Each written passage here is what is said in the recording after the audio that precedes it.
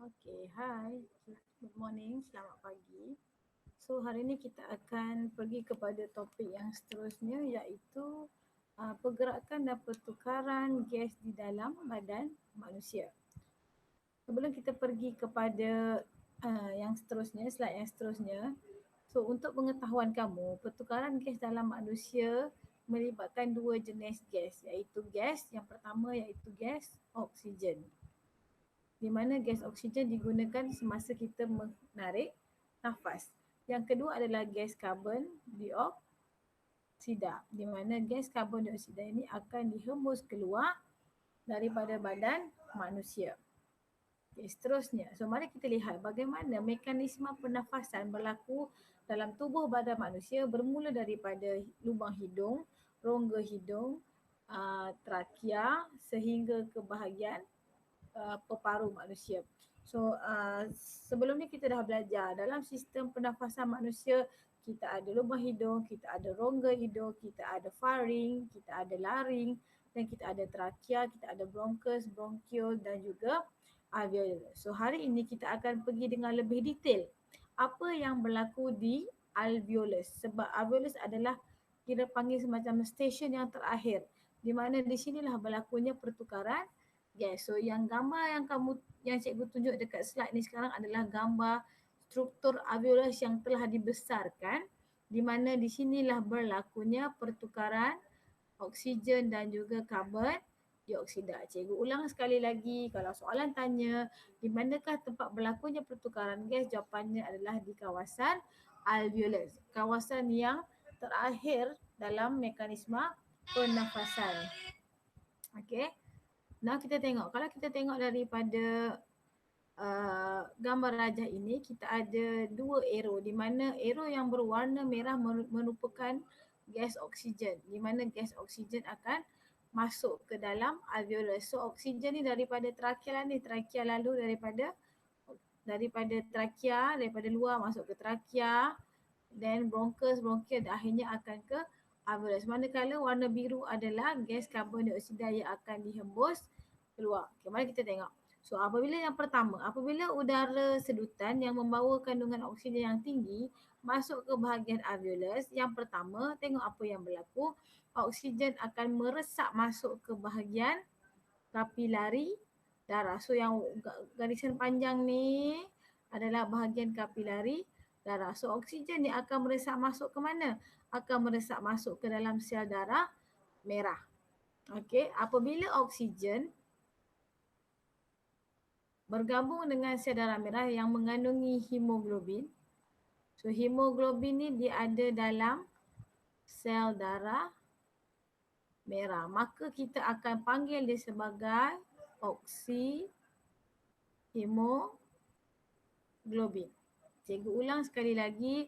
Apabila oksigen yang dibawa daripada luar masuk ke dalam alveolus kemudian meresap ke dalam kapilari darah bergabung dengan sel darah merah, kita panggil sebagai oksihemoglobin di mana oksigen bergabung dengan sel darah merah yang mengandungi hemoglobin. Okey, kemudian sel yang mengandungi sel darah merah ini atau kita panggil sebagai oksihemoglobin ini akan dibawa ke bahagian sel badan yang lain. So kamu tengok arrow dia 1, 2, okey keluar dekat sini, keluar ketiga, darah yang mengandungi kepekatan oksigen tinggi dan kepekatan oksigen yang karbon dioksida yang rendah. So oksigen banyak dekat sini berbanding dengan karbon dioksida. Kemudian ianya akan dihantar ke sel-sel badan yang lain seperti kepala, telinga, mata, kaki, perut, semua bahagian badan. So apa yang berlaku?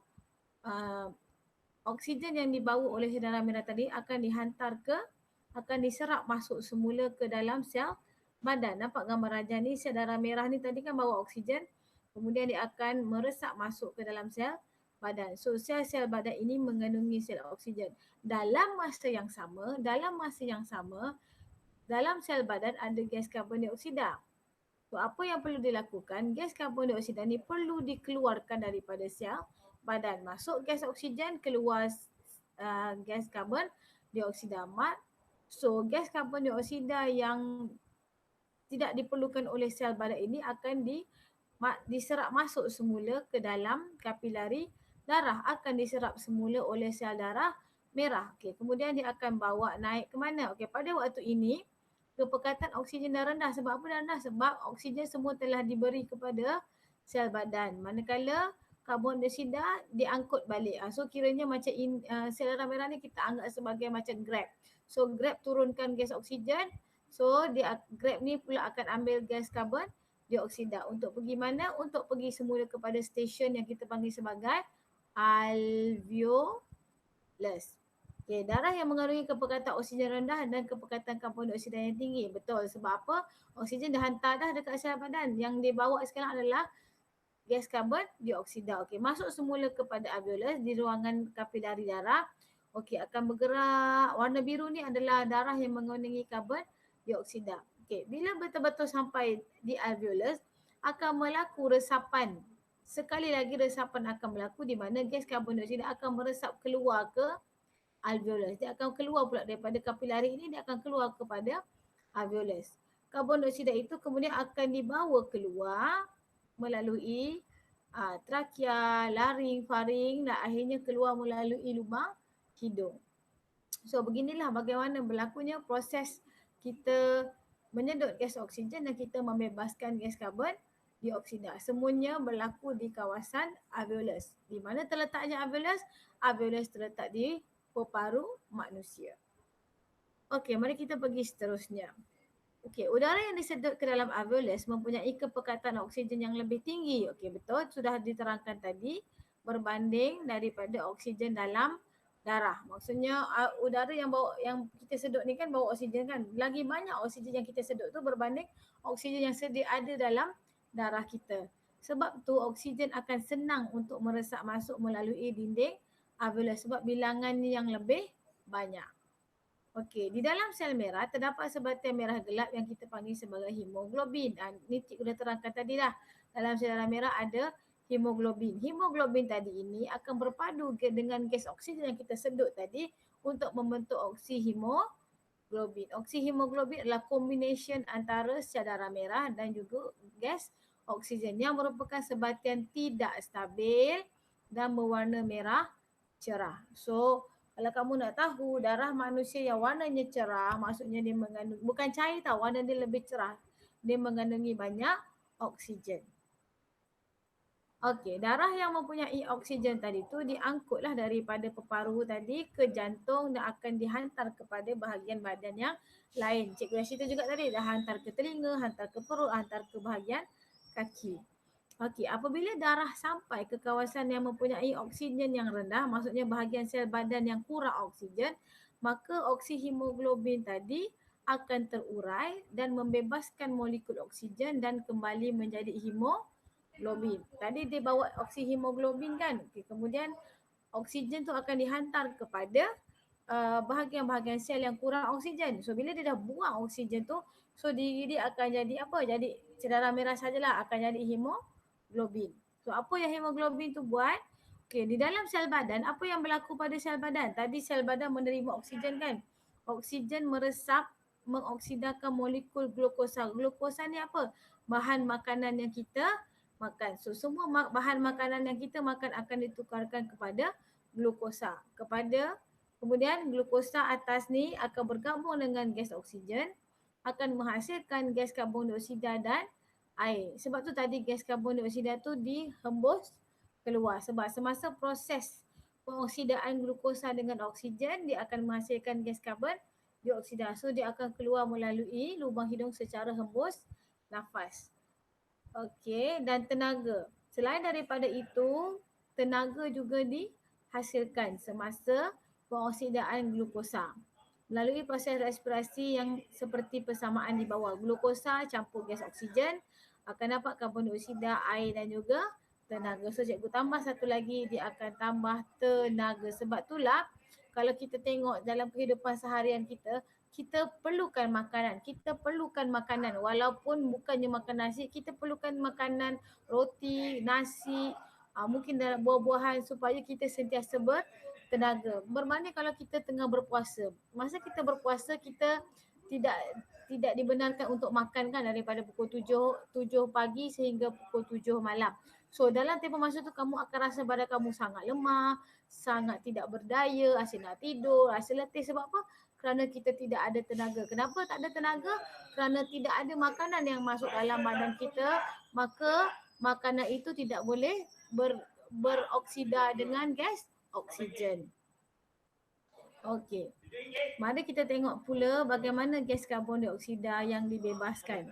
So karbon dioksida yang dibebaskan oleh sel, okey, tadi kan oksigen masuk dalam sel, karbon dioksida bebas daripada sel kan. So karbon dioksida yang dibebaskan oleh sel tadi akan meresap masuk semula ke kapilari darah untuk angkut kepada alveolus, patah balik pergi alveolus, lepas tu akan dihembus keluar. Okey. Mari kita tengok apa itu kepentingan adaptasi struktur alveolus. Okey, struktur adaptasi alveolus. So, untuk pengetahuan kamu, Allah Tuhan dah ciptakan memang cantik dah bagaimana rupa paras alveolus tu, apa sifat-sifat dia supaya apa? Supaya dengan sifat-sifat yang dia ada itu, maka proses pertukaran gas oksigen dan karbon dioksida itu boleh berlaku dengan pantas, boleh berlaku dengan cekap. Ini sebab dia struktur-struktur dia begitu supaya boleh meningkatkan kecekapan dan memaksimumkan pertukaran gas oksigen dan karbon dioksida. Okay, yang pertama dari segi ketebalan. Alveolus dan kapilari mempunyai dinding yang sangat nipis. Okay, yang poin yang pertama nipis, iaitu hanya senipis satu sel. Maksudnya very very thin, sangat-sangat nipis. Satu sel saja, dia mudah sangat terkoyak lah. Okey, so apa kebaikannya bila kapilari dan dinding ini bersifat sangat nipis? Supaya boleh meningkatkan kadar resapan gas untuk merentasi dinding alveolar. Maksudnya bila benda tu nipis, lebih senang untuk dia serap masuk dan juga serap keluar. Itu yang pertama dari segi ketebalan dinding. Yang kedua, kelembapan alveolus.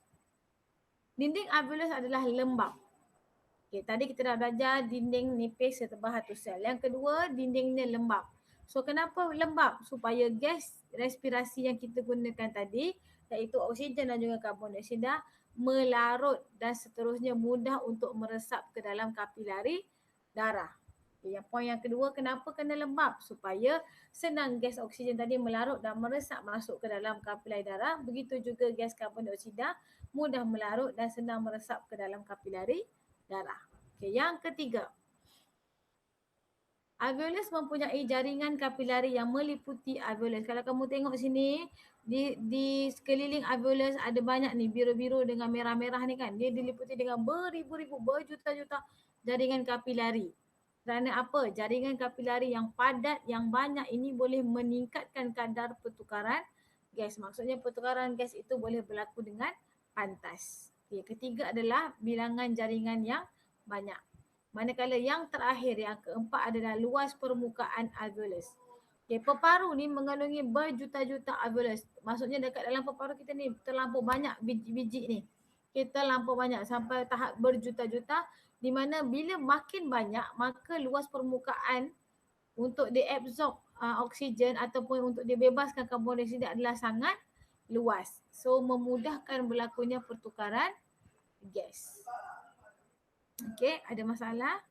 Okey, selain daripada struktur alveolus, satu faktor yang boleh meningkatkan pertukaran gas di dalam badan manusia adalah perbezaan kepekatan gas dalam alveolus. Okey, makin besar perbezaan kepekatan gas, semakin tinggi kadar resapan. Contohlah, kalau kandungan oksigen tu lebih banyak daripada karbon dioksida, lagi cepat pertukaran gas berlaku. Okey, selesai sudah. Baik, dah selesai.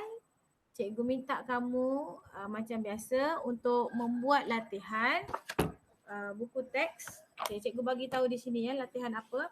Okey, sila rujuk buku teks muka surat. Okey, rujuk pada muka surat 56. Okey, muka surat 56, praktis formatif 2.2.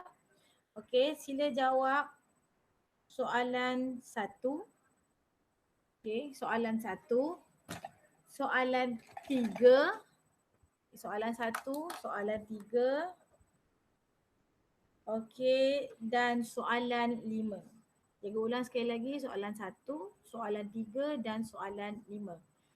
Untuk soalan ini kita akan bincang pada kelas seterusnya iaitu pada hari Jumaat pada hari Jumaat lah. Pada hari Jumaat. Okey, terima kasih.